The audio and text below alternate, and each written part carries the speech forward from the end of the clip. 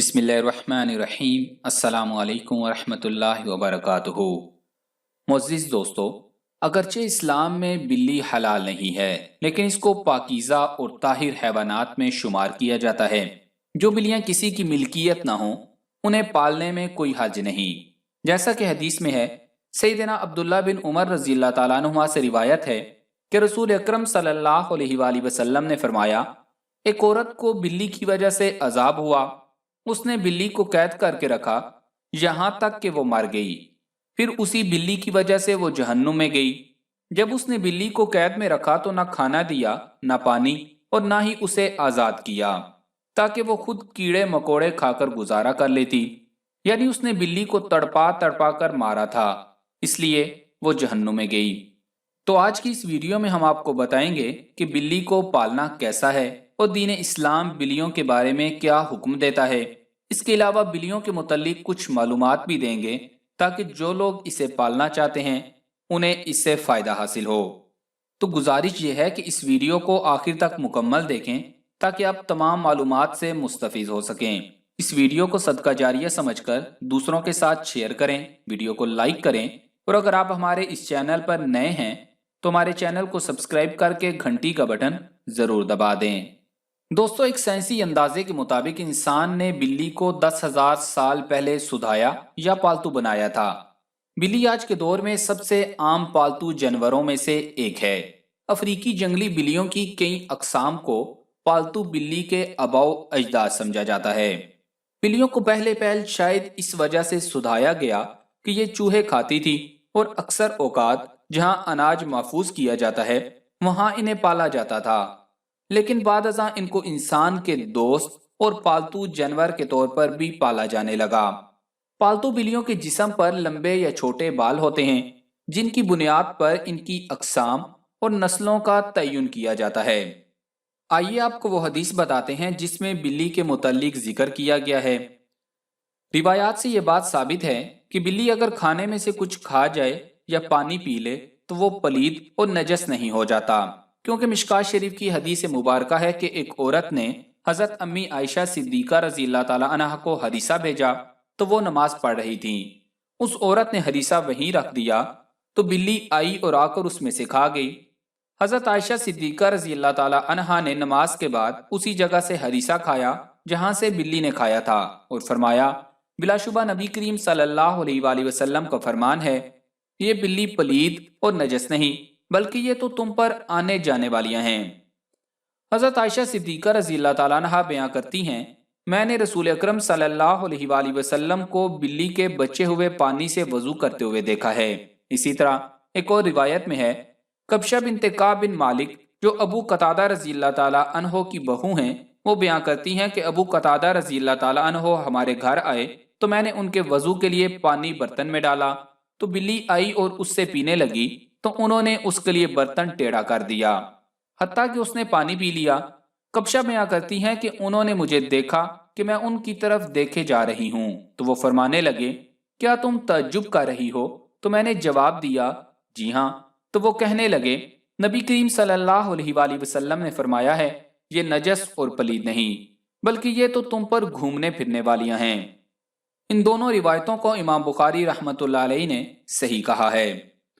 دوستو، جہاں تک گھر میں بلی پالنے کا سوال ہے تو فقہا کا کہنا ہے کہ گھر میں بلی پالی جا سکتی ہے، ایسا کرنے میں کوئی حرج نہیں، کیونکہ بلی نہ ہی موذی جانور ہے اور نہ ہی نجس ہے۔ ہر شخص کو معلوم ہے اس میں کوئی نقصان نہیں، بلکہ بلی گھر میں رکھنا فائدہ مند ہے۔ یہ گھر میں پیدا ہونے والے کیڑے مکوڑے اور چوہے وغیرہ کھا جاتی ہے۔ بلیوں کو قدیم دور کے بعد مشرق قریب میں عقیدت دی گئی اور اسلام نے اس روایت کو اپنے بہترین انداز میں اپنا لیا جو اس عقیدت سے بالکل ہٹ کر ہے جو دیگر قدیم مذاہب میں بلی کو دی گئی۔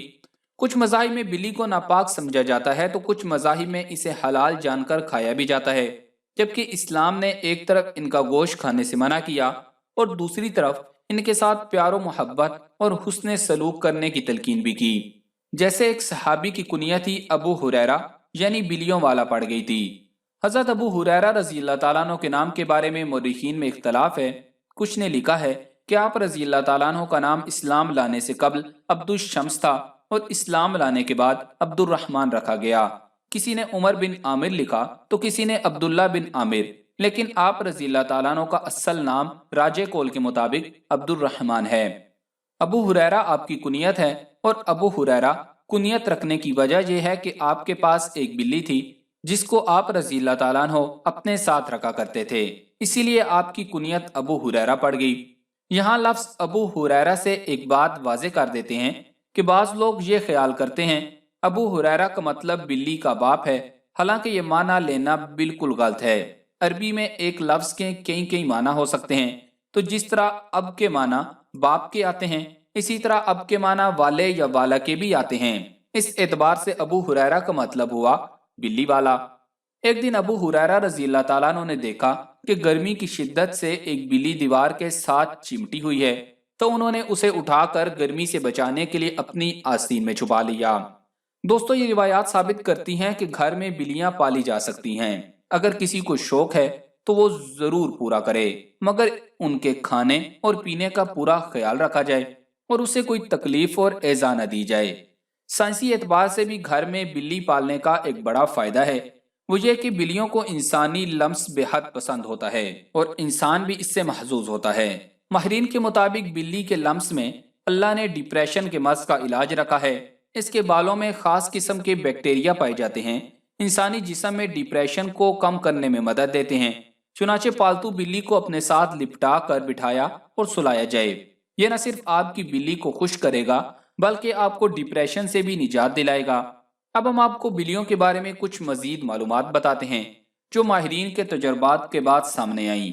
वैसे तो ये मालूमात सबके लिए दिलचस्प और हैरत अंगेज हैं, लेकिन जिन्होंने बिल्लियां पाल रखी हैं उनके लिए इंतहाई फायदेमंद भी हैं। माहिरीन के मुताबिक बिल्लियों की औसत उम्र 13 से 17 साल होती है, मगर अक्सर बिल्लियां 20 साल की उम्र तक पहुंच जाती हैं। दो बिल्लियां आपस में कभी भी म्याऊं करके बात नहीं करती। जब भी आपकी बिल्ली म्याऊं करे, जान लें कि वो आपसे मुखातिब है। इसके अलावा बिल्लियों की मूंछों के मुतालिक एक आम तासुर पाया जाता है कि इन मूंछों के जरिए बिल्लियां अपना तवाजुन बरकरार रखती हैं, बिल्कुल इसी तरह जैसे अक्सर सींगों वाले जानवरों के सींगों के मुतालिक यही तासुर पाया जाता है। ताहम माहिरीन का कहना है कि यह तासुर सरासर गलत है। बिल्ली की मूंछों का उसके जिस्मानी तवाजुन के साथ कोई तल्लुक नहीं। माहिरीन का कहना है कि बिल्लियों की मूंछें दरअसल एक सेंसर का काम करती हैं। ये फासले, जगह और मुख्तलिफ अशिया के साइज का पता लगाती हैं और बिल्ली को इससे आगाह करती हैं। हत्ता कि अंधेरे में भी बिल्ली अपनी मूंछों के जरिए किसी भी फासले या किसी भी चीज के साइज का पता चला लेती है। रिपोर्ट के मुताबिक बिल्ली की मूंछें तंग जगहों यानी चूहों के बिल वगैरह के सुराख की चौड़ाई का भी अंदाजा लगाती हैं।